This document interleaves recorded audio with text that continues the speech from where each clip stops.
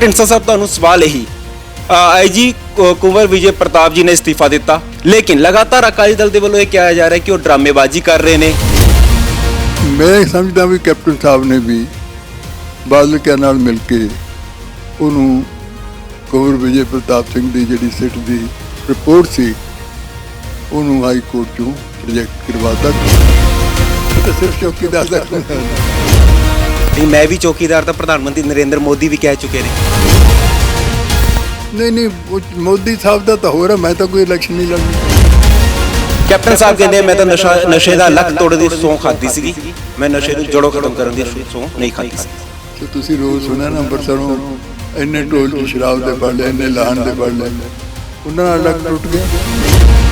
ਉੱਥੇ ਫਰੰਟ ਦੇ ਵਿੱਚ ਸੁਖਪਾਲ ਖਹਿਰਾ ਬੈਂਸ ਭਰਾ ਹੋਣਗੇ ਜੀ, ਜਿਹੜੇ ਪੰਜਾਬ ਦੇ ਹਿਤੈਸ਼ੀ ਨੇ ਉਹਨੂੰ ਸਭ ਨੂੰ ਹੋਕਾ ਦੇਵਾਂਗੇ। ਅਸੀਂ ਤਾਂ ਇੱਕ ਚੌਕੀਦਾਰ ਦਾ ਕੰਮ ਕਰਨਾ। ਸਿਆਸਤ ਤਾਂ ਬਾਦਲ ਕੇ ਵੀ ਤੇ ਕੈਪਟਨ ਸਾਹਿਬ ਵੀ ਇਹ ਸਿਆਸਤ ਕਰ ਰਹੇ ਨੇ। ਤੇ ਹੁਣ ਕੈਪਟਨ ਸਾਹਿਬ ਕਹਿ ਰਹੇ ਨੇ ਮੈਂ ਸੁਪਰੀਮ ਕੋਰਟ ਜਾਊਂ। ਕਿ ਸਰਦਾਰ ਪ੍ਰਕਾਸ਼ ਸਿੰਘ ਬਾਦਲ ਤੋਂ ਬਾਅਦ ਜਿਦਨ ਦਾ ਸੁਖਬੀਰ ਸਿੰਘ ਬਾਦਲ ਆਇਆ, ਉਹਨੇ ਸਾਰਾ ਹੀ ਸ਼੍ਰੋਮਣੀ ਅਕਾਲੀ ਦਲ ਦਾ ਪੱਠਾ ਉਠਾ ਦਿੱਤਾ। ਉਹਨੇ ਸਾਰੇ ਸਿਧਾਂਤ ਤੋੜਤੇ। ਲੱਗਦਾ ਨਹੀਂ ਹੈ ਕਿ ਹੁਣ ਅਕਾਲੀ ਦਲ ਜਿਹੜਾ ਹੈਗਾ, ਜਿਹੜੇ ਸਿਧਾਂਤਾਂ ਤੇ ਪਹਿਲਾਂ ਚੱਲਦਾ ਸੀ ਉਹ ਵੱਖਰੇਵਾ ਜਾਂ ਹੋ ਗਿਆ, ਤੇ ਉਸ ਤੋਂ ਬਾਅਦ ਹੁਣ ਕਿੱਥੇ ਨਾ ਕਿਤੇ ਜਿਹੜੀ ਗੁੱਟਬਾਜੀ ਹੈ ਇਹ ਨੁਕਸਾਨਦੇਹੀ ਹੋਵੇਗੀ। ਪਾਰਟੀ ਉਸ ਤਰੀਕੇ ਨਾਲ ਹੁਣ ਕੰਮ ਨਹੀਂ ਕਰ ਪਾ ਰਹੀ। ਉਸ ਪਾਰਟੀ 'ਚ ਕਿਸੇ ਵਰਕਰ ਦੀ ਕੋਈ ਇੱਜ਼ਤ ਨਹੀਂ। ਉਹ ਸਿਰਫ ਤੇ ਸਿਰਫ ਪੈਸੇ ਵਾਲੇ ਬੰਦੇ ਨੂੰ ਅੱਗੇ ਲਿਆਉਂਦਾ। ਕਿਉਂਕਿ ਅਕਾਲੀ ਦਲ ਤੋਂ ਤੁਸੀਂ ਕਹਿ ਰਹੇ ਹੋ ਲੋਕ ਨਾਰਾਜ਼ ਨੇ, ਕਾਂਗਰਸ ਤੋਂ ਨਾਰਾਜ਼ ਨੇ, ਚੌਥਾ ਫਰੰਟ ਜੇ ਮੰਨ ਲਓ ਜੀ ਨਹੀਂ ਵੀ ਬਣਦਾ ਫਿਰ ਕੀ ਹੋਏਗਾ ਅੱਗੇ? ਉਨੀ ਦੇਰ ਪੰਜਾਬ ਦੀ ਸਿਆਸਤ 'ਚ ਮੋੜ ਆਉਣਾ ਕੋਈ ਬਹੁਤ ਔਖਾ ਨਜ਼ਰ ਆ ਰਿਹਾ ਹੈ। ਅੱਜ ਨਵਜੋਤ ਕੌਰ ਸਿੱਧੂ ਦਾ ਇੱਕ ਬਿਆਨ ਆਇਆ ਹੈ, ਉਹਦੇ 'ਚ ਉਹ ਕਹਿੰਦੇ ਕਿ ਇਹਨਾਂ ਨੂੰ ਕੀ ਕਹਿੰਦੇ ਗ੍ਰਹਿ ਮੰਤਰੀ ਲਾ ਦੇਣਾ ਚਾਹੀਦਾ, ਬਦਲ ਗ੍ਰਹਿ ਮੰਤਰੀ ਦੇ ਵਜੋਂ ਬਹੁਤ ਵਧੀਆ ਨਾਂ ਹੈ। ਇਹ ਤੇ ਮੇਰਾ ਕੋਈ ਕਮੈਂਟ ਨਹੀਂ ਹੋ ਸਕਦਾ। ਇੱਕ ਨਵਾਂ ਫਰਮਾਨ ਆਇਆ ਸੀਗਾ, ਉਸ ਦੇ ਮੁਤਾਬਿਕ ਹੀ ਹੁਣ ਫਿਰ ਤੋਂ ਫਸਲ ਵੇਚੀ ਜਾ ਰਹੀ ਹੈ। ਤੇ ਇਹ ਸਾਰੀ ਚੀਜ਼ਾਂ ਨੂੰ ਲੈ ਕੇ ਤੁਸੀਂ ਕਿਵੇਂ ਦੇਖਦੇ ਹੋ ਕਿ ਕੇਂਦਰ ਸਰਕਾਰ ਦਾ ਇਸ ਤਰ੍ਹਾਂ ਦਾ ਵਿਤਕਰਾ ਪੰਜਾਬ ਦੇ ਕਿਸਾਨਾਂ ਦੇ ਨਾਲ ਕਿਉਂ? ਹੁਣ ਅਜੇ ਤੱਕ ਬਾਰਦਾਨੇ ਦਾ ਕੋਈ ਪ੍ਰਬੰਧ ਨਹੀਂ ਕੀਤਾ।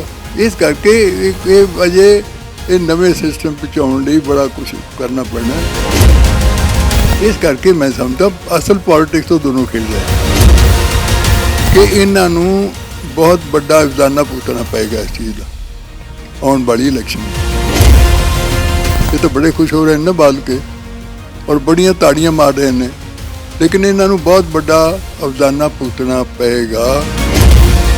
ਕਿਸਾਨ ਦੇ ਕੋਲ ਜਦੋਂ ਅਸੀਂ ਜਾਂਦੇ ਹਾਂ ਨਾ, ਉਹ ਕਹਿੰਦਾ ਸਾਡੇ ਅੱਜ ਤੱਕ ਜਿਹੜੀ ਵੀ ਸਰਕਾਰ ਆਈ ਹੈ ਕਿਸੇ ਨੇ ਸਾਡੀ ਸੁਧਰਨ ਨੀਤੀ ਹਾਲਤ ਨਹੀਂ ਬਦਲੀ ਹੈ। ਤੁਸੀਂ ਵੀ ਸਰਕਾਰ ਦੇ ਵਿੱਚ ਉਸ ਵੇਲੇ ਰਹਿ ਚੁੱਕੇ ਹੋ ਤੇ ਆਰੋਪ ਕਿਤੇ ਨਾ ਕਿਤੇ ਤੁਹਾਡੇ ਉੱਤੇ ਵੀ ਉਹ ਚੀਜ਼ਾਂ ਦੀ ਲੱਗਦੀਆਂ ਹੈ।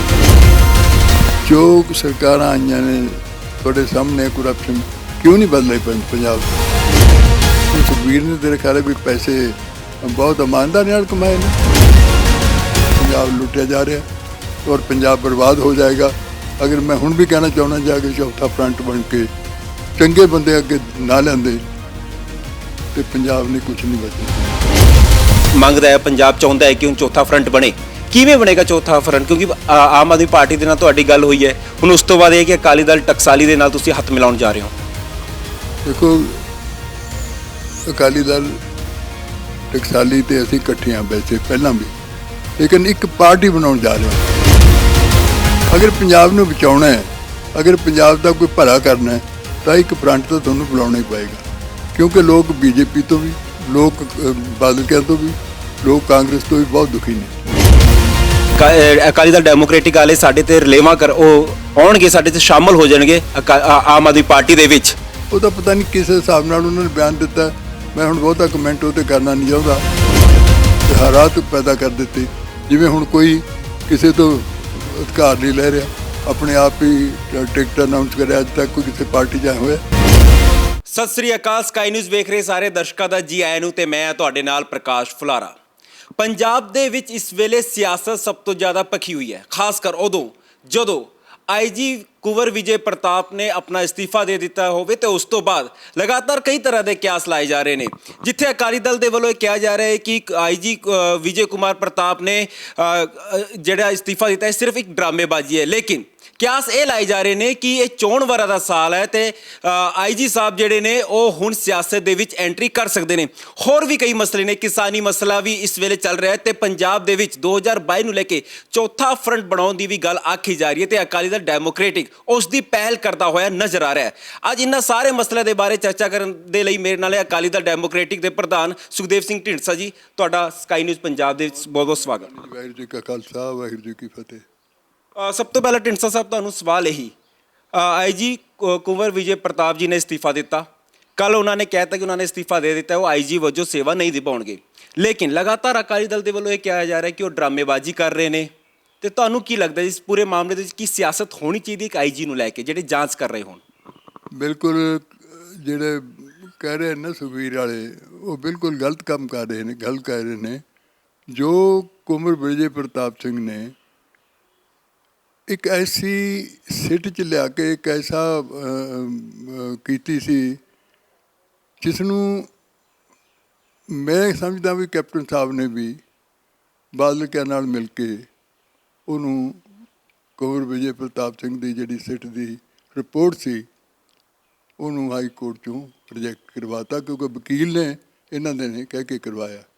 ਮੈਨੂੰ ਦੁੱਖ ਇਸ ਚੀਜ਼ ਦਾ ਹੈ ਕਿ ਇੱਕ ਐਸਾ ਪੁਲਿਸ ਅਫਸਰ ਜੋ ਇਮਾਨਦਾਰ ਵੀ ਹੈ, ਜਿਹਤੇ ਅੱਜ ਤੱਕ ਕੋਈ ਇਲਜ਼ਾਮ ਨਹੀਂ ਲੱਗਿਆ, ਇੱਕ ਸੱਚਾ ਸੁੱਚਾ ਇਨਸਾਨ ਹੈ, ਇੱਕ ਚੰਗੇ ਅਫਸਰ ਨੂੰ ਅਸੀਂ ਖੋ ਰਹੇ ਹਾਂ ਅਗਰ ਉਹਨਾਂ ਨੇ ਵਾਪਸ ਨਾ ਲਿਆ। ਅਤੇ ਇਹ ਦੋਨੋਂ ਅਸਲ ਵਿੱਚ ਸਿਆਸਤ ਤਾਂ ਬਾਦਲ ਕੇ ਵੀ ਅਤੇ ਕੈਪਟਨ ਸਾਹਿਬ ਵੀ ਇਹ ਸਿਆਸਤ ਕਰ ਰਹੇ ਨੇ। ਅਤੇ ਹੁਣ ਕੈਪਟਨ ਸਾਹਿਬ ਕਹਿ ਰਹੇ ਨੇ ਮੈਂ ਸੁਪਰੀਮ ਕੋਰਟ ਜਾਊਂ, ਅਤੇ ਉਹਦੇ ਵਕੀਲ ਨੇ ਇੱਥੇ ਕਿਉਂ ਨਹੀਂ ਕਿਹਾ? ਇੱਥੇ ਕਿਉਂ ਉਹਨਾਂ ਨੇ ਸਰਕਾਰ ਦੇ ਨਾਲ ਹਾਂ ਮਿਲਾਈ ਮਤਲਬ ਦੂਜੇ ਵਕੀਲ ਦੇ ਨਾਲ? ਇਸ ਕਰਕੇ ਮੈਂ ਸਮਝਦਾ ਅਸਲ ਪੋਲੀਟਿਕਸ ਤੋਂ ਦੋਨੋਂ ਖੇਡ ਰਹੇ ਨੇ। ਇੱਕ ਢੀਂਡਸਾ ਸਾਹਿਬ ਇੱਕ ਗੱਲ ਇਹ ਹੈ ਕਿ ਕੱਲ ਮੈਂ ਹਰਪਾਲ ਖਾਰਾ ਜੀ ਕੋਲ ਗਿਆ ਸੀਗਾ, ਐਡਵੋਕੇਟ ਜਿਹੜੇ ਕੋਟਕਪੂਰਾ ਗੋਲੀकांड ਦੇ ਵਿੱਚ ਸ਼ਹੀਦ ਹੋਏ ਨੇ, ਉਹਨਾਂ ਦੇ ਕੋਲ ਮੈਂ ਜਾ ਕੇ ਇੰਟਰਵਿਊ ਕੀਤਾ ਸੀ ਤੇ ਚਲਾਨ ਜਿਹੜਾ 129 ਨੰਬਰ FIR ਜਿਹਨੂੰ ਰਿਜੈਕਟ ਕਰ ਦਿੱਤਾ ਗਿਆ ਉਹ ਮੈਂ ਪੜ੍ਹਿਆ। ਉਹਦੇ ਵਿੱਚ ਸਾਫ਼ ਤੌਰ 'ਤੇ ਇੱਕ ਡਿਟੇਲ ਪੂਰੀ ਹੈ ਜਿਹਦੇ ਵਿੱਚ ਇਹ ਦੱਸਿਆ ਗਿਆ ਕਿ ਆਖਿਰ 1 ਤੋਂ 1.5 ਘੰਟੇ ਦੇ ਵਿਚਾਲੇ CM ਹਾਊਸ ਤੋਂ ਕਿੰਨੀਆਂ ਕੋਲਾਂ ਹੋਈਆਂ ਨੇ, DG ਸੁਮੇਧ ਸੈਣੀ ਜਿਹੜੇ ਸੀਗੇ ਉਹਨਾਂ ਦੇ ਨਾਲ ਕਿੰਨੀ ਵਾਰ ਗੱਲਬਾਤ ਕੀ ਹੈ, ਸਾਬਕਾ CM ਤੇ ਸਾਬਕਾ ਡਿਪਟੀ CM ਦੇ ਉੱਪਰ ਵੀ ਜਿਹੜੀ ਉਂਗਲੀਆਂ ਉੱਠ ਰਹੀਆਂ ਨੇ, ਕਿ ਉਸ ਨੂੰ ਦਬਾਉਣ ਵਾਸਤੇ ਉਹਨਾਂ ਨੂੰ ਬਚਾਉਣ ਵਾਸਤੇ ਸਾਰਾ ਕੁਝ ਕੀਤਾ ਗਿਆ? ਬਿਲਕੁਲ, ਉਹਨਾਂ ਨੂੰ ਦਬਾਉਣ ਲਈ, ਉਹਨਾਂ ਨੂੰ ਬਚਾਉਣ ਲਈ ਸਾਰਾ ਕੁਝ ਕੀਤਾ, ਹੋਰ ਕੁਛ ਨਹੀਂ। ਇਹੀ ਸਿਆਸਤ ਉਹੀ ਖੋ ਰਹੇ ਨੇ। ਪਰ ਮੈਂ ਇੰਨਾ ਇੱਕ ਕਹਿ ਦਿੰਦਾ, ਮੈਂ ਕੱਲ੍ਹ ਵੀ ਪ੍ਰੈਸ ਵਾਲਿਆਂ ਨੂੰ ਕਿਹਾ ਸੀ ਕਿ ਇਹਨਾਂ ਨੂੰ ਬਹੁਤ ਵੱਡਾ ਇਵਜ਼ਾਨਾ ਭੁਗਤਣਾ ਪਏਗਾ ਇਸ ਚੀਜ਼ ਦਾ ਆਉਣ ਵਾਲੀ ਇਲੈਕਸ਼ਨ ਵਿੱਚ।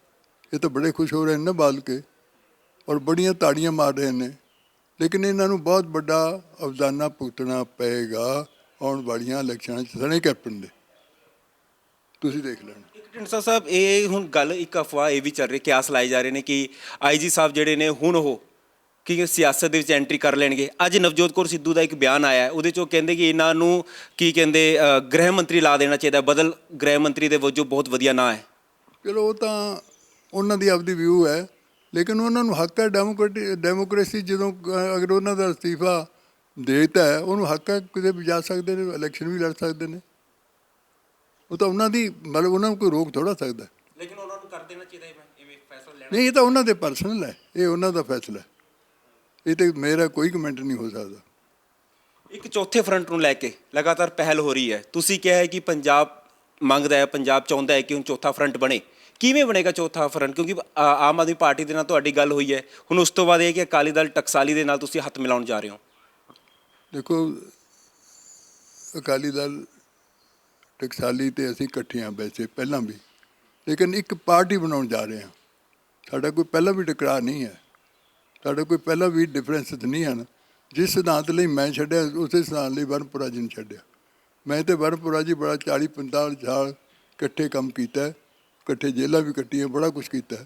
ਇਸ ਕਰਕੇ ਸਾਡਾ ਕੋਈ ਵਖਰੇਵਾ ਨਹੀਂ ਸੀ, ਲੇਕਿਨ ਪਾਰਟੀ ਵੱਖਰੋ ਵੱਖਰੀ ਸੀ। ਹੁਣ ਅਸੀਂ ਪਾਰਟੀ ਇੱਕੋ ਬਣਾਉਣ ਜਾ ਰਹੇ ਹਾਂ, ਦੋਨੇ ਪਾਰਟੀਆਂ ਤੋੜ ਕੇ ਨਵੀਂ ਪਾਰਟੀ ਦਾ ਗਠਨ ਕਰਨ ਜਾ ਰਹੇ ਹਾਂ। ਤੇ ਇਹਦੇ ਵਿੱਚ ਹੋਰ ਚੌਥੇ ਫਰੰਟ ਦੇ ਵਿੱਚ ਹੋਰ ਕਿਹੜੇ ਕਿਹੜੇ ਦਲ ਹੋਣਗੇ? ਜਿਹੜੇ ਨਾਰਾਜ਼ ਨੇ, ਜਿਹੜੇ ਵਿਧਾਇਕ ਨੇ, ਜੇ ਨਾਰਾਜ਼ ਨੇ ਨੇਤਾ, ਉਹ ਵੀ ਤੁਹਾਡੇ ਨਾਲ ਸ਼ਾਮਲ ਹੋਣਗੇ? ਆਮ ਆਦਮੀ ਪਾਰਟੀ ਦਾ ਮਿਲੂਗਾ ਸਾਥ? ਦੇਖੋ, ਇਹ ਨਹੀਂ ਅਜੇ ਕਹਿ ਸਕਦੇ, ਦੇਖੋ ਜਦੋਂ ਅਸੀਂ ਤਗੜੇ ਹੋ ਗਏ ਤੇ ਇਹ ਤਾਂ ਪਤਾ ਹੀ ਹੈ ਕਿ ਇੱਕ ਪਾਰਟੀ ਦੀ ਕਿਸੇ ਦੀ ਸਰਕਾਰ ਨਹੀਂ ਬਣ ਸਕਦੀ ਪੰਜਾਬ 'ਚ। ਅਗਰ ਪੰਜਾਬ ਨੂੰ ਬਚਾਉਣਾ ਹੈ, ਅਗਰ ਪੰਜਾਬ ਦਾ ਕੋਈ ਭਲਾ ਕਰਨਾ ਹੈ, ਤਾਂ ਇੱਕ ਫਰੰਟ ਤਾਂ ਤੁਹਾਨੂੰ ਬੁਲਾਉਣਾ ਹੀ ਪਏਗਾ, ਕਿਉਂਕਿ ਲੋਕ ਬੀਜੇਪੀ ਤੋਂ ਵੀ, ਲੋਕ ਬਾਦਲਕਿਆਂ ਤੋਂ ਵੀ, ਲੋਕ ਕਾਂਗਰਸ ਤੋਂ ਵੀ ਬਹੁਤ ਦੁਖੀ ਨੇ। ਇਸ ਕਰਕੇ ਤੀਜਾ ਫਰੰਟ, ਚੌਥਾ ਫਰੰਟ ਤਾਂ ਤੁਹਾਨੂੰ ਕੋਈ ਨਾ ਕੋਈ ਬਣਾਉਣਾ ਪਏਗਾ। ਇਹ ਲੋਕਾਂ ਦੀ ਇੱਛਾ ਹੈ, ਇਹ ਕੋਈ ਮੇਰੀ ਇੱਛਾ ਨਹੀਂ ਹੈ, ਲੋਕਾਂ ਦੀ ਹੈ ਕਿ ਕੋਈ ਇੱਕ ਫਰੰਟ ਐਸਾ ਬਣਨਾ ਚਾਹੀਦਾ ਹੈ ਜਿਹੜਾ ਇਹਨਾਂ ਜਿਹੜੀਆਂ ਪਾਰਟੀਆਂ ਨੇ ਇਹਨਾਂ ਨੂੰ ਮਾਤ ਦੇ ਸਕੇ। ਮਤਲਬ ਤੁਸੀਂ ਅਕਾਲੀ ਦਲ ਟਕਸਾਲੀ ਤੇ ਤੁਹਾਡੀ ਪਾਰਟੀ ਦੋਵੇਂ ਇੱਕ ਹੋਣ ਜਾ ਰਹੀ ਹੈ। ਕਿਤੇ ਨਾ ਕਿਤੇ ਤੁਸੀਂ ਫੈਸਲਾ ਉਦੋਂ ਤਾਂ ਨਹੀਂ ਲਿੱਤਾ ਜਦੋਂ ਆਮ ਆਦਮੀ ਪਾਰਟੀ ਦੇ ਵੱਲੋਂ ਚੀਮਾ ਸਾਹਿਬ ਨੇ ਇਹ ਕਿਹਾ ਸੀਗਾ ਕਿ ਅਕਾਲੀ ਦਲ ਡੈਮੋਕ੍ਰੈਟਿਕ ਵਾਲੇ ਸਾਡੇ ਤੇ ਰਲੇਵਾਂ ਉਹ ਆਉਣਗੇ, ਸਾਡੇ 'ਚ ਸ਼ਾਮਲ ਹੋ ਜਾਣਗੇ ਆਮ ਆਦਮੀ ਪਾਰਟੀ ਦੇ ਵਿੱਚ, ਤੇ ਕਿਤੇ ਉਸ ਤੋਂ ਬਾਅਦ ਤਾਂ ਨਹੀਂ ਫੈਸਲਾ ਲਿੱਤਾ? ਨਹੀਂ, ਉਹ ਤਾਂ ਨਾ ਕਦੇ ਕਿਸੇ ਦੀ ਗੱਲ ਹੋਈ ਹੈ, ਨਾ ਗੱਲ ਮੁੱਕੀ ਹੈ, ਨਾ ਕਿਸੇ ਨੇ, ਨਾ ਮਤਲਬ ਕਿ ਦੂਜੀ ਪਾਰਟੀ ਜਾਣ ਦਾ ਹੀ ਸਵਾਲ ਸੀ ਆਮ ਆਦਮੀ ਪਾਰਟੀ 'ਚ। ਉਹ ਤਾਂ ਪਤਾ ਨਹੀਂ ਕਿਸ ਹਿਸਾਬ ਨਾਲ ਉਹਨਾਂ ਨੇ ਬਿਆਨ ਦਿੱਤਾ। ਮੈਂ ਹੁਣ ਬਹੁਤਾ ਕਮੈਂਟ ਉਹ 'ਤੇ ਕਰਨਾ ਨਹੀਂ ਚਾਹੁੰਦਾ। ਸ਼੍ਰੋਮਣੀ ਅਕਾਲੀ ਦਲ ਨੂੰ ਉਹਨਾਂ ਸਿਧਾਂਤਾਂ 'ਤੇ ਲਿਆਉਣ ਲਈ ਅਸੀਂ ਇਕੱਠੇ ਹੋਏ ਹਾਂ, ਔਰ ਅਸੀਂ ਉਹਨਾਂ ਨੂੰ ਛੱਡਣ ਦਾ ਮਕਸਦ ਇਹ ਸੀ ਕਿ ਸਰਦਾਰ ਪ੍ਰਕਾਸ਼ ਸਿੰਘ ਬਾਦਲ ਤੋਂ ਬਾਅਦ ਜਿਸ ਦਿਨ ਦਾ ਸੁਖਬੀਰ ਸਿੰਘ ਬਾਦਲ ਆਇਆ, ਉਹਨੇ ਸਾਰਾ ਹੀ ਸ਼੍ਰੋਮਣੀ ਅਕਾਲੀ ਦਲ ਦਾ ਪੱਠਾ ਉਠਾ ਦਿੱਤਾ। ਉਹਨੇ ਸਾਰੇ ਸਿਧਾਂਤ ਤੋੜ ਤੇ ਉਹਨਾਂ ਨੇ ਬਿਲਕੁਲ ਹੀ ਐਸੀ ਹਾਲਾਤ ਪੈਦਾ ਕਰ ਦਿੱਤੀ ਜਿਵੇਂ ਹੁਣ ਕੋਈ ਕਿਸੇ ਤੋਂ ਅਧਿਕਾਰ ਨਹੀਂ ਲੈ ਰਿਹਾ। ਆਪਣੇ ਆਪ ਹੀ ਟਿਕਟ ਅਨਾਊਂਸ ਕਰਿਆ, ਅੱਜ ਤੱਕ ਕੋਈ ਕਿਸੇ ਪਾਰਟੀ 'ਚ ਆਇਆ ਹੋਇਆ? ਆਪਣਾ ਕੋਈ ਕਮੇਟੀ ਹੁੰਦੀ ਹੈ, ਉਹ ਪਾਰਲੀਮੈਂਟਰੀ ਬੋਰਡ ਹੁੰਦਾ ਹੈ, ਪਹਿਲਾਂ ਜ਼ਿਲ੍ਹੇ 'ਚੋਂ ਰਿਕਮੈਂਡ ਹੋ ਕੇ ਆਉਂਦੇ ਨੇ, ਫਿਰ ਪਾਰਲੀਮੈਂਟਰੀ ਬੋਰਡ ਕਰਦਾ, ਫਿਰ ਅੱਗੇ ਜਾ ਕੇ ਪ੍ਰਧਾਨ ਨੂੰ ਰਿਕਮੈਂਡ ਕਰਦਾ ਵੀ ਇਹਨਾਂ ਨੂੰ ਅਨਾਊਂਸ ਕਰੋ। ਤੁਹਾਡੇ ਕੋਲ ਇੱਕ ਵੱਡਾ ਤਜਰਬਾ ਹੈ ਸਿਆਸਤ ਦਾ, ਤੁਸੀਂ ਅਕਾਲੀ ਦਲ ਦੇ ਵਿੱਚ ਬਹੁਤ ਰਹੇ ਹੋ। ਮੈਂ ਹੀ ਟਿਕਟ ਦੀ ਗੱਲ ਕਰਨਾ ਚਾਹੁੰਦਾ ਸੀਗਾ। 6 ਟਿਕਟਾਂ ਅਨਾਊਂਸ ਕੀਤੀਆਂ ਨੇ, ਇਹਦੇ ਵਿੱਚੋਂ ਅਟਾਰੀ ਵਾਲੀ ਜਿਹੜੀ ਟਿਕਟ ਹੈ ਕੈਰੋ ਵਾਲੀ, ਉੱਥੇ ਵੀ ਵਿਵਾਦ ਹੋ ਗਿਆ ਹੈ। ਇਸ ਤੋਂ ਬਾਅਦ ਜ਼ੀਰੇ ਦੀ ਗੱਲ ਕੀਤੀ ਹੈ, ਸੇਖੋਂ ਨੂੰ ਟਿਕਟ ਦਿੱਤੀ ਗਈ ਹੈ, ਉਸ ਤੋਂ ਬਾਅਦ ਵੀ ਅਕਾਲੀ ਦਲ ਦੇ ਵਿੱਚ ਹੀ ਹੁਣ ਵਿਵਾਦ ਹੋ ਗਿਆ ਹੈ, ਗੁੱਟਬਾਜ਼ੀ ਸ਼ੁਰੂ ਹੋ ਗਈ ਹੈ। ਲੱਗਦਾ ਨਹੀਂ ਹੈ ਕਿ ਹੁਣ ਅਕਾਲੀ ਦਲ ਜਿਹੜਾ ਹੈਗਾ, ਜਿਹੜੇ ਸਿਧਾਂਤਾਂ 'ਤੇ ਪਹਿਲਾਂ ਚੱਲਦਾ ਸੀ ਉਹ ਵੱਖਰੇਵਾਂ ਜਿਹਾ ਹੋ ਗਿਆ, ਅਤੇ ਉਸ ਤੋਂ ਬਾਅਦ ਹੁਣ ਕਿਤੇ ਨਾ ਕਿਤੇ ਜਿਹੜੀ ਗੁੱਟਬਾਜ਼ੀ ਹੈ ਇਹ ਨੁਕਸਾਨਦੇਹੀ ਹੋਵੇਗੀ, ਪਾਰਟੀ ਉਸ ਤਰੀਕੇ ਨਾਲ ਹੁਣ ਕੰਮ ਨਹੀਂ ਕਰ ਪਾ ਰਹੀ। ਉਸ ਪਾਰਟੀ 'ਚ ਕਿਸੇ ਵਰਕਰ ਦੀ ਕੋਈ ਇੱਜ਼ਤ ਨਹੀਂ। ਉਹ ਸਿਰਫ ਅਤੇ ਸਿਰਫ ਪੈਸੇ ਵਾਲੇ ਬੰਦੇ ਨੂੰ ਅੱਗੇ ਲਿਆਉਂਦਾ। ਜਿਹਦੇ ਕੋਲ ਪੈਸੇ ਆ 10, ਉਹ ਬੰਦਾ ਅੱਗੇ ਆ ਜਾਂਦਾ, ਜਿਹਨੂੰ ਪੈਸੇ ਨਹੀਂ ਹਨ ਉਹਨੂੰ ਪਿੱਛੇ ਕਰ ਦਿੰਦੇ ਨੇ। ਤੇ ਇਹਨਾਂ ਸਾਰੀਆਂ ਚੀਜ਼ਾਂ ਨੂੰ ਮਿਲਾ ਕੇ ਕੀ ਪੰਜਾਬ ਦੀ ਸਿਆਸਤ ਦੇ ਵਿੱਚ ਅੱਗੇ ਕੀ ਹੋਊਗਾ? ਕਿਉਂਕਿ ਅਕਾਲੀ ਦਲ ਤੋਂ ਤੁਸੀਂ ਕਹਿ ਰਹੇ ਹੋ ਲੋਕ ਨਾਰਾਜ਼ ਨੇ, ਕਾਂਗਰਸ ਤੋਂ ਨਾਰਾਜ਼ ਨੇ, ਚੌਥਾ ਫਰੰਟ ਜੇ ਮੰਨ ਲਓ ਜੇ ਨਹੀਂ ਵੀ ਬਣਦਾ ਫਿਰ ਕੀ ਹੋਏਗਾ ਅੱਗੇ? ਦੇਖੋ, ਅੱਜ ਤਾਂ ਸਭ ਤੋਂ ਵੱਡੀ ਗੱਲ ਹੈ, ਜਿਵੇਂ ਤੁਸੀਂ ਸ਼ੁਰੂ 'ਚ ਵੀ ਕੀਤਾ ਸੀ, ਕਿ ਜਿਹੜੀ ਕਿਸਾਨ ਯੂਨੀਅਨ ਨਾਲ ਲੜਾਈ ਲੜ ਰਹੀਆਂ ਨੇ, ਬਹੁਤ ਵੱਡੀ ਜਦੋਜਹਿਦ ਹੈ ਉਹਨਾਂ ਲਈ, ਇਤਿਹਾਸਿਕ ਜਦੋਜਹਿਦ ਹੈ। ਔਰ ਅੱਜ ਤੱਕ ਨਾ ਇੰਨਾ ਵੱਡਾ ਕੋਈ ਕਦੇ ਜਦੋਜਹਿਦ ਚੱਲੀ ਹੈ, ਨਾ ਕੋਈ ਮੋਰਚਾ ਚੱਲਿਆ ਕਦੇ, ਅਤੇ ਨਾ ਹੀ ਇੰਨੀ ਵੱਡੀ ਸਪੋਰਟ ਕਿਸੇ ਨੂੰ ਮਿਲੀ ਹੈ। ਜਿਸ ਤਰ੍ਹਾਂ ਦਾ ਉਹਨਾਂ ਨੂੰ, ਜਿੰਨੀ ਦੇਰ ਉਹਨਾਂ ਦੀ ਇਹ ਜਦੋਜਹਿਦ ਮੁੱਕਦੀ ਨਹੀਂ ਔਰ ਉਹਨਾਂ ਦਾ ਮੂਡ ਨਹੀਂ ਪਤਾ ਲੱਗਦਾ ਕਿਸ ਪਾਸੇ ਨੂੰ ਚੱਲਣਾ ਹੈ, ਉਨੀ ਦੇਰ ਪੰਜਾਬ ਦੀ ਸਿਆਸਤ 'ਚ ਮੋੜ ਆਉਣਾ ਕੋਈ ਬਹੁਤ ਔਖਾ ਨਜ਼ਰ ਆ ਰਿਹਾ ਹੈ। ਅਤੇ ਇਸ ਕਰਕੇ ਉਹ 'ਤੇ ਬਹੁਤ ਵੱਡਾ ਮਨਸਰ ਕਰਦਾ ਕਿ ਉਹਨਾਂ ਦਾ ਕੀ ਫੈਸਲਾ ਹੁੰਦਾ, ਉਹ ਵੀ ਦੇਖਣ ਵਾਲੀ ਗੱਲ ਹੋਏਗੀ। ਕਿਸਾਨੀ ਅੰਦੋਲਨ ਨੂੰ ਲੈ ਕੇ ਜੀ ਦੇਖੋ, ਪੰਜਾਬ ਦੀ ਗੱਲ ਕਰੀਏ 9-10 ਮਹੀਨੇ ਤੋਂ ਉੱਪਰ ਹੋ ਚੁੱਕੇ ਨੇ, ਦਿੱਲੀ ਦੀ ਬਰੂਆਂ 'ਤੇ ਬੈਠੇ ਨੇ 4 ਮਹੀਨੇ ਤੋਂ ਉੱਪਰ ਹੋ ਚੁੱਕੇ ਨੇ, ਹੱਲ ਕੋਈ ਨਹੀਂ ਨਿਕਲ ਰਿਹਾ। ਨੌਜਵਾਨ ਕਿਸਾਨਾਂ ਦੇ ਨੇਤਾਵਾਂ ਦੇ ਉੱਪਰ, ਨੌਜਵਾਨ ਕਿਸਾਨਾਂ ਦੇ ਉੱਪਰ ਪਰਚੇ ਦਰਜ ਹੋਣੇ ਲਗਾਤਾਰ। ਇਹ ਸਾਰਾ ਕੁਝ ਉਸ ਤੋਂ ਬਾਅਦ ਸਿੱਧੀ ਅਦਾਇਗੀ ਨੂੰ ਲੈ ਕੇ ਜਿਹੜਾ ਇੱਕ ਨਵਾਂ ਫਰਮਾਨ ਆਇਆ ਸੀਗਾ, ਉਸ ਦੇ ਮੁਤਾਬਿਕ ਹੀ ਹੁਣ ਫਿਰ ਤੋਂ ਫਸਲ ਵੇਚੀ ਜਾ ਰਹੀ ਹੈ। ਅਤੇ ਇਹ ਸਾਰੀ ਚੀਜ਼ਾਂ ਨੂੰ ਲੈ ਕੇ ਤੁਸੀਂ ਕਿਵੇਂ ਦੇਖਦੇ ਹੋ ਕਿ ਕੇਂਦਰ ਸਰਕਾਰ ਦਾ ਇਸ ਤਰ੍ਹਾਂ ਦਾ ਵਿਤਕਰਾ ਪੰਜਾਬ ਦੇ ਕਿਸਾਨਾਂ ਦੇ ਨਾਲ ਕਿਉਂ? ਨਹੀਂ, ਮੈਂ ਤਾਂ ਖੁਦ ਹੈਰਾਨਾ ਨਹੀਂ। ਚਲੋ ਤਾਂ ਸਾਰਿਆਂ ਨਾਲ ਹੋਏਗਾ, ਪਰ ਉਹਨਾਂ ਨੂੰ ਤਾਂ ਬਾਰਦਾਨਾ ਨਹੀਂ ਮਿਲ ਰਿਹਾ। ਮੈਂ ਮੰਡੀਆਂ 'ਚ ਅੱਜ ਹੀ ਪਤਾ ਕਰਕੇ ਹਟਿਆ ਕਿ ਸਾਰੀ ਕਣਕ ਉਵੇਂ ਜਿਵੇਂ ਪਈ ਹੈ, ਬਾਰਦਾਨਾ ਹੀ ਹੈ ਨਹੀਂ। ਅਤੇ ਸਰਕਾਰ ਪੰਜਾਬ, ਉਹ ਤਾਂ ਪੰਜਾਬ ਦੀ ਸਰਕਾਰ ਨੇ ਕਰਨਾ ਬਾਰਦਾਨਾ ਦਾ, ਉਹਨੇ ਅਜੇ ਤੱਕ ਬਾਰਦਾਨੇ ਦਾ ਕੋਈ ਪ੍ਰਬੰਧ ਨਹੀਂ ਕੀਤਾ। ਇਸ ਕਰਕੇ ਇਹ ਅਜੇ ਇਹ ਨਵੇਂ ਸਿਸਟਮ ਪਹੁੰਚਾਉਣ ਲਈ ਬੜਾ ਕੁਛ ਕਰਨਾ ਪੈਣਾ। ਅਨਪੜ੍ਹ ਲੋਕ ਨੇ ਵਿਚਾਰੇ, ਕਿਸਾਨ ਜਿਹੜੇ ਬਹੁਤੇ ਪੜ੍ਹੇ ਲਿਖੇ ਨਹੀਂ, ਉਹ ਕਿਵੇਂ ਇਸ ਤਰ੍ਹਾਂ ਬੈਂਕਾਂ ਨਾਲ ਕਰਨਗੇ? ਉਹ ਬੈਂਕ 'ਤੇ ਆੜ੍ਹਤੀਆਂ ਦਾ ਉਹਨਾਂ ਦਾ ਇੱਕ ਸੰਬੰਧ ਸੀ, ਕਿਸਾਨ ਅਤੇ ਆੜ੍ਹਤੀਆਂ ਦਾ, ਉਹ ਟੁੱਟ ਗਿਆ। ਹੁਣ ਬੈਂਕਾਂ ਦਾ ਸਿੱਧਾ ਹੋ ਗਿਆ। ਬੈਂਕਾਂ ਵਾਲੇ ਆਪਦਾ ਪਹਿਲਾਂ ਕਰਜ਼ਾ ਕੱਟ ਲਿਆ ਕਰਨਗੇ ਪੈਸੇ, ਅਤੇ ਬਾਕੀ ਦੇ ਦਿਆ ਕਰਨਗੇ। ਉਸ ਨੇ ਅੱਗੇ ਤਾਂ ਇਹ ਸੀਗਾ ਵੀ ਕਿਸਾਨ ਜਦੋਂ ਦੱਸਦੇ ਸੀ ਬਹੁਤ ਗਰੀਬ ਸੀ, ਉਹਦੇ 'ਚ ਕੁਛ ਵਿਆਜ ਛੱਡ ਦਿੰਦੇ ਸੀ, ਹੁਣ ਤਾਂ ਬੈਂਕ ਨੇ ਕਿਸੇ ਨੇ ਵਿਆਜ ਨਹੀਂ ਛੱਡਣਾ। ਉਹ ਤਾਂ ਜਦੋਂ ਉਹਨਾਂ ਦੇ ਖਾਤੇ ਚਲੇ ਜਾਊਗੇ ਸਿੱਧਾ ਉਹਦੀ ਉਹਦੇ ਵਿੱਚ ਕੱਢ ਲੈਣਗੇ। ਤੇ ਤੁਸੀਂ ਜਿਸ ਤਰੀਕੇ ਨਾਲ ਕਿ ਬਾਰਦਾਨਾ ਨਹੀਂ, ਅੱਜ ਮੰਤਰੀ ਆਸ਼ੂ ਜੀ ਨਾਲ ਵੀ ਗੱਲ ਹੋਈ ਸੀ, ਉਹ ਕਹਿੰਦੇ ਕਿ ਬਾਰਦਾਨਾ ਪ੍ਰੋਪਰ ਹੈਗਾ ਹੈ। ਲੇਕਿਨ ਇਹ ਸਾਰੀ ਚੀਜ਼ਾਂ ਵਾ ਜੋ ਚੀਜ਼ਾਂ ਦੇਖਣ ਨੂੰ ਆਉਂਦੀਆਂ ਨੇ, ਤੇ ਇਹਦੇ ਵਿੱਚ ਇਹੀ ਹੈ ਕਿ ਕਿਸਾਨ ਫਿਰ ਵੀ ਅੱਜ ਵੀ ਮੁਸ਼ਕਲਾਂ ਦੇ ਵਿੱਚ ਹੈਗਾ। ਕਿਸਾਨ ਦੇ ਕੋਲ ਜਦੋਂ ਅਸੀਂ ਜਾਂਦੇ ਹਾਂ ਨਾ, ਉਹ ਕਹਿੰਦਾ ਸਾਡੇ ਅੱਜ ਤੱਕ ਜਿਹੜੀ ਵੀ ਸਰਕਾਰ ਆਈ ਹੈ ਕਿਸੇ ਨੇ ਸਾਡੀ ਸੁਧ ਨੀਤੀ ਹਾਲਤ ਨਹੀਂ ਬਦਲੀ ਹੈ। ਤੁਸੀਂ ਵੀ ਸਰਕਾਰ ਦੇ ਵਿੱਚ ਉਸ ਵੇਲੇ ਰਹਿ ਚੁੱਕੇ ਹੋ, ਤੇ ਆਰੋਪ ਕਿਤੇ ਨਾ ਕਿਤੇ ਤੁਹਾਡੇ ਉੱਤੇ ਵੀ ਉਹ ਚੀਜ਼ਾਂ ਦੀ ਲੱਗਦੀਆਂ ਹੈ। ਕਿਉਂ ਇਹ ਤਸਵੀਰ ਕਿਉਂ ਨਹੀਂ ਬਦਲ ਪਾ ਰਹੀ ਹੈ? ਇੰਨਾ ਚਿਰ ਹੋ ਗਿਆ ਜੀ। ਜੋ ਸਰਕਾਰਾਂ ਆਈਆਂ ਨੇ ਤੁਹਾਡੇ ਸਾਹਮਣੇ, ਕਰਪਸ਼ਨ ਕਿਉਂ ਨਹੀਂ ਬਦਲਿਆ ਪੰਜਾਬ ਦਾ? ਕਰਪਸ਼ਨ ਦਾ ਬੋਲਬਾਲਾ ਹੈ। ਕੋਈ ਸਰਕਾਰ ਆਈ ਦੇਖਿਆ ਕਿੰਨਾ ਹੋਇਆ? ਹੁਣ ਕਿੰਨਾ, ਹੁਣ ਸੁਖਬੀਰ ਨੇ ਤੇਰੇ ਖਿਆਲ ਵੀ ਪੈਸੇ ਬਹੁਤ ਇਮਾਨਦਾਰੀ ਨਾਲ ਕਮਾਏ ਨੇ, ਤੇ ਹੁਣ ਨਹੀਂ, ਹੁਣ ਕਰਪਸ਼ਨ ਚੱਲ ਰਹੀ। ਹੁਣ ਨਹੀਂ ਵਜ਼ੀਰ ਕਰਪਸ਼ਨ ਕਰ ਰਹੇ, ਹੁਣ ਨਹੀਂ ਚੀਫ ਮਿਨਿਸਟਰ ਦੇ ਦਫ਼ਤਰ 'ਚ ਕਰਪਸ਼ਨ ਹੋ ਰਹੀ। ਇਸ ਕਰਕੇ ਜਿੰਨੀ ਦੇਰ ਇਹ ਕਰਪਸ਼ਨ ਤੇ ਨੌਜਵਾਨ ਅੱਗੇ ਆ ਕੇ ਇਹਨੂੰ ਨਹੀਂ ਸੰਭਾਲਦੇ, ਉਨੀ ਦੇਰ ਇਹਨੂੰ ਨਹੀਂ ਸੰਭਾਲਿਆ ਜਾ। ਪੰਜਾਬ ਲੁੱਟਿਆ ਜਾ ਰਿਹਾ ਔਰ ਪੰਜਾਬ ਬਰਬਾਦ ਹੋ ਜਾਏਗਾ। ਅਗਰ ਮੈਂ ਹੁਣ ਵੀ ਕਹਿਣਾ ਚਾਹੁੰਦਾ, ਜਾ ਕੇ ਚੌਥਾ ਫਰੰਟ ਬਣ ਕੇ ਚੰਗੇ ਬੰਦੇ ਅੱਗੇ ਨਾ ਲੈਂਦੇ ਤੇ ਪੰਜਾਬ ਨੇ ਕੁਝ ਨਹੀਂ ਬਚਣਾ ਪੰਜਾਬ ਦਾ। ਤੇ ਚੌਥੇ ਫਰੰਟ ਦੇ ਵਿੱਚ ਸੁਖਪਾਲ ਖਹਿਰਾ ਬੈਂਸ ਭਰਾ ਹੋਣਗੇ ਜੀ? ਦੇਖੋ, ਅੱਜ ਮੈਂ ਕਿਸੇ ਨੂੰ ਕੁਝ ਨਹੀਂ ਕਹਿ ਸਕਦਾ। ਗੱਲਬਾਤ ਕੁਝ ਚੱਲ ਰਹੀ ਹੋਣੀ? ਨਹੀਂ, ਅੱਜ ਗੱਲਬਾਤ ਚੱਲਦੀ ਵੀ ਹੋਵੇ ਤਾਂ ਕਿਸੇ ਨਾ ਕਿਸੇ ਪਾਸੇ ਗਲਤ ਆ ਜਾਂਦਾ। ਅਸੀਂ ਸਭ ਨੂੰ ਹੋਕਾ ਦੇਵਾਂਗੇ, ਜਿਹੜੇ ਪੰਜਾਬ ਦੇ ਹਿਤੈਸ਼ੀ ਨੇ ਉਹਨੂੰ ਸਭ ਨੂੰ ਹੋਕਾ ਦੇਵਾਂਗੇ। ਅਸੀਂ ਤਾਂ ਇੱਕ ਚੌਕੀਦਾਰ ਦਾ ਕੰਮ ਕਰਨਾ ਕਿ ਆਓ ਭਾਈ, ਜੇ ਪੰਜਾਬ ਨੂੰ ਬਚਾਉਣਾ ਆਓ ਆਪਾਂ ਇਕੱਠੇ ਹੋਈਏ। ਔਰ ਇਹੀ ਨਹੀਂ ਹੈ ਜੋ ਅਕਾਲੀ ਦਲ ਦਾ ਸਿਧਾਂਤ ਸੀ, ਜਿਵੇਂ ਮੋਰ power to the status, federal system, ਉਹ ਸਾਡਾ ਟੀਚਾ ਹੋਏਗਾ। ਉਨੀ ਦੇਰ ਜਿੰਨਾ ਚਿਰ ਸਟੇਟਾਂ ਨੂੰ ਅਧਿਕਾਰ ਨਹੀਂ ਮਿਲਦੇ, ਉਨੀ ਦੇਰ ਕੁਝ ਨਹੀਂ ਬਣ ਸਕਦਾ। ਢੀਂਡਸਾ ਸਾਹਿਬ, ਤੁਸੀਂ ਕਿਹਾ ਕਿ ਹੁਣ ਚੌਕੀਦਾਰ ਵਾਲਾ ਕੰਮ ਕਰਨਾ ਹੈ, ਲੇਕਿਨ ਮੈਂ ਵੀ ਚੌਕੀਦਾਰ ਤਾਂ ਪ੍ਰਧਾਨ ਮੰਤਰੀ ਨਰਿੰਦਰ ਮੋਦੀ ਵੀ ਕਹਿ ਚੁੱਕੇ ਨੇ। ਨਹੀਂ, ਮੋਦੀ ਸਾਹਿਬ ਦਾ ਤਾਂ ਹੋ ਰਿਹਾ। ਮੈਂ ਤਾਂ ਕੋਈ ਇਲੈਕਸ਼ਨ ਨਹੀਂ ਲੜਨੀ। ਮੈਂ ਤਾਂ ਨਾ ਅਸੈਂਬਲੀ ਲੜਾ, ਨਾ ਪਾਰਲੀਮੈਂਟ ਲੜਾ, ਨਾ ਕੋਈ ਇਲੈਕਸ਼ਨ ਲੜਨੀ ਹੈ। ਮੋਦੀ ਸਾਹਿਬ ਤਾਂ ਇਲੈਕਸ਼ਨ ਲੜ ਰਹੇ ਸੀ ਨਾ, ਮੈਂ ਤਾਂ ਇਲੈਕਸ਼ਨ ਨਹੀਂ ਲੜਨੀ। ਮੈਂ ਤਾਂ ਸਿਰਫ ਚੌਕੀਦਾਰ ਦਾ ਕੰਮ ਕਰਨਾ। ਇੱਕ ਅਖੀਰ ਦੇ ਵਿੱਚ ਸਵਾਲ ਮੈਂ ਨਸ਼ੇ ਨੂੰ ਲੈ ਕੇ ਪੁੱਛਣਾ ਚਾਹੁੰਦਾ ਕਿ ਬਠਿੰਡੇ ਦੇ ਵਿੱਚ ਲਗਾਤਾਰ ਪੁਲਿਸ ਮੁਲਾਜ਼ਮ ਨਸ਼ਾ ਕਰਦਾ, ਨਸ਼ੇ ਦੀ ਓਵਰਡੋਜ਼ ਨੂੰ ਲੈ ਕੇ ਪਬਲਿਕ ਟਾਇਲਟ ਦੇ ਵਿੱਚ ਗਿਰਿਆ ਹੋਇਆ ਮਿਲਿਆ। ਉਸ ਤੋਂ ਬਾਅਦ ਨਸ਼ੇ ਦੇ 2 ਹੋਰ ਮਾਮਲੇ ਆਏ ਨੇ। ਕੱਲ੍ਹ ਵੀ ਇੱਕ ਮਾਮਲਾ ਬਠਿੰਡੇ ਦੇ ਵਿੱਚ ਨਸ਼ੇ ਦੀ ਓਵਰਡੋਜ਼ ਨੂੰ ਲੈ ਕੇ ਆਇਆ। ਕੈਪਟਨ ਸਾਹਿਬ ਕਹਿੰਦੇ ਮੈਂ ਤਾਂ ਨਸ਼ੇ ਦਾ ਲੱਕ ਤੋੜਨ ਦੀ ਸਹੁੰ ਖਾਧੀ ਸੀਗੀ, ਮੈਂ ਨਸ਼ੇ ਨੂੰ ਜੜੋਂ ਖਤਮ ਕਰਨ ਦੀ ਸਹੁੰ ਨਹੀਂ ਖਾਧੀ ਸੀ।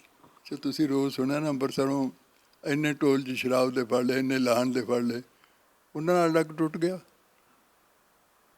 ਜਿਹੜੇ ਪੋਲੀਟੀਕਲ ਬੰਦੇ ਤੇ ਪੁਲਿਸ ਨਾਲ ਮਿਲ ਕੇ ਜੋ ਚੋਰ ਬਜ਼ਾਰੀ ਕਰਦੇ ਨੇ, ਜੋ ਸ਼ਰਾਬ ਦਾ ਕੰਮ ਕਰਦੇ ਨੇ, ਜਿਹੜੇ ਪੋਲੀਟੀਕਲ ਬੰਦਿਆਂ ਕੋਲ ਠੇਕੇ ਨੇ, ਉਹਨਾਂ ਨੂੰ ਫੜਨਾ। ਉਹਨਾਂ ਨੂੰ ਕਿਉਂ ਨਹੀਂ ਫੜਦੇ? ਇਹ ਨਸ਼ੇ ਤਾਂ ਉਦੋਂ ਲੱਕ ਟੁੱਟੂਗਾ ਜਿੱਦਣ ਪੋਲੀਟੀਕਲ ਬੰਦਿਆਂ ਤੋਂ ਹੱਥ 'ਚ ਨਿਕਲਿਆ। ਜਿੱਦਣ ਪੁਲਿਸ ਤੇ ਪੋਲੀਟੀਕਲ ਬੰਦਿਆਂ ਦਾ ਇੱਕ ਨੈਕਸਸ ਬਣਿਆ ਨਾ, ਜਿੰਨੀ ਚਿਰ ਉਹ ਨਹੀਂ ਟੁੱਟਦਾ ਉਨੀ ਦੇਰ ਕੋਈ ਲੱਕ ਨਹੀਂ ਟੁੱਟਦਾ। ਮੈਂ ਵੀ ਗੱਲਾਂ ਨੇ, ਕੋਈ ਨਹੀਂ ਲੱਕ ਟੁੱਟਿਆ, ਨਾ ਲੱਕ ਟੁੱਟਿਆ ਇਸ ਤਰ੍ਹਾਂ। ਢੀਂਡਸਾ ਸਾਹਿਬ, ਜਿੱਥੋਂ ਮੈਂ ਸ਼ੁਰੂਆਤ ਕੀਤੀ ਸੀ ਤੁਹਾਡੇ ਨਾਲ ਗੱਲਬਾਤ ਦੀ, ਉੱਥੇ ਮੈਂ ਖਤਮ ਕਰਨਾ ਚਾਹੁੰਦਾ। SIT ਦੀ ਜਿਹੜੀ ਜਾਂਚ ਹੈ ਉਹ ਰੱਦ ਕਰ ਦਿੱਤੀ ਗਈ ਹੈ। 129 ਨੰਬਰ FIR ਦੇ ਵਿੱਚ ਚਲਾਨ ਜਿਹੜਾ ਪੇਸ਼ ਕੀਤਾ ਸੀ, ਜੋ ਕੁਝ ਵੀ ਨਿਕਲਿਆ ਉਹ ਸਾਰਾ ਰੱਦੀ ਦਾ ਟੋਕਰਾ ਬਣ ਕੇ ਰਹਿ ਚੁੱਕਿਆ ਹੈ। ਇਹ ਕਿਹਾ ਜਾ ਰਿਹਾ ਹੈ, ਤੁਹਾਨੂੰ ਲੱਗਦਾ ਕਿ ਹੁਣ ਇਨਸਾਫ ਮਿਲ ਜਾਏਗਾ? ਕਿਉਂਕਿ ਪੀੜਤ ਪਰਿਵਾਰ ਕਹਿੰਦਾ ਸਾਨੂੰ ਹੁਣ ਇਨਸਾਫ ਨਹੀਂ ਮਿਲਣਾ, ਕਿਉਂਕਿ ਕੁੰਵਰ ਵਿਜੇ ਪ੍ਰਤਾਪ ਇੱਕ ਇਮਾਨਦਾਰ ਅਫਸਰ ਸੀਗੇ, ਉਹ ਜਿਹਾ ਅਫਸਰ ਇਹਨਾਂ ਨੂੰ ਦੁਬਾਰਾ SIT ਦੇ ਵਿੱਚ ਨਹੀਂ ਮਿਲਣਾ ਹੈ। ਮੈਂ ਤਾਂ ਆਪ ਕਹਿ ਰਿਹਾ ਕਿ ਇੱਕ ਬਹੁਤ ਅੱਛੇ ਅਫਸਰ ਤੋਂ ਅਸੀਂ ਖੁੰਝ ਗਏ ਹਾਂ, ਔਰ ਇਹਨਾਂ ਦੇ ਸਿਰਫ ਚਾਲਾਂ 'ਚ ਉਸ ਬੰਦੇ ਦੀ ਬਲੀ ਚਾੜ੍ਹਤੀ, ਔਰ ਉਹਨਾਂ ਨੂੰ ਤਾਂ ਪਤਾ ਨਹੀਂ ਮਿਲਿਆ ਨਹੀਂ। ਇੱਕੋ ਚੀਜ਼ ਹੁਣ ਜਿਹੜੀ ਸਿੱਧੂ ਸਾਹਿਬ ਨੇ ਵੀ ਪਰਸੋਂ ਕਹੀ ਹੈ ਕਿ ਕੁੰਵਰ ਵਿਜੇ ਪ੍ਰਤਾਪ ਨੇ ਵੀ ਆਪਣੀ ਰਿਪੋਰਟ ਬਣਾਤੀ ਸੀ, ਜਸਟਿਸ ਰਣਜੀਤ ਸਿੰਘ ਨੇ ਵੀ ਆਪਣੀ ਰਿਪੋਰਟ ਬਣਾਤੀ ਸੀ। ਦੋਨਾਂ ਰਿਪੋਰਟਾਂ ਨੂੰ ਕਿਉਂ ਨਹੀਂ ਸ਼ਾਇਆ ਕਰਦੇ? ਉਹ ਤਾਂ ਸ਼ਾਇਆ ਕਰਦੇ ਹੁਣ। ਉਹ ਤਾਂ ਜਦੋਂ ਨਵੀਂ SIT ਬਣੂ ਫਿਰ ਦੇਖਾਂਗੇ ਉਹ ਕਿਹਦੀ ਬਣਦੀ ਹੈ ਕਿਹਦੀ ਨਹੀਂ। ਉਹ ਰਿਪੋਰਟਾਂ ਸ਼ਾਇਆ ਕਰਨਗੇ, ਉਹ ਕਰਨ, ਅਤੇ ਇਹ ਸਾਡੀ ਮੰਗ ਹੈ।